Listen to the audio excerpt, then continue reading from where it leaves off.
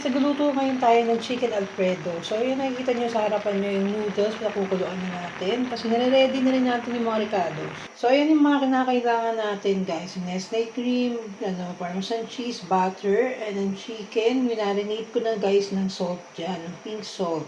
Tapos may bago tayong ilalagay, guys. Kailangan natin na itong cream cheese, guys, na Philadelphia. So, ayan na nga yung chicken natin, guys. Tignan na rin natin yung mga bawang at sinuyos. Meron na rin yung drove dyan. Yung powder na garlic, pinilagay natin. So, ayan lang natin maluto ang ating chicken. Sarap naman, kahit. Sobrang sarap naman.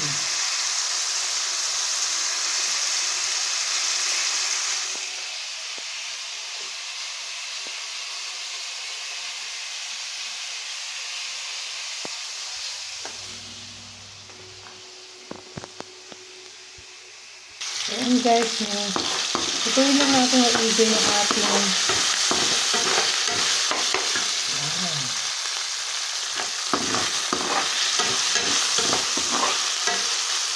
chicken. So yun na nga guys, nilagyan na natin ang ating cream.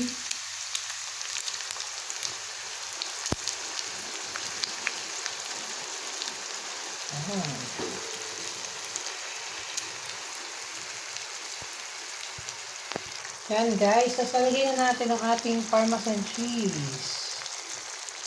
Lots of parmesan cheese guys. Yan.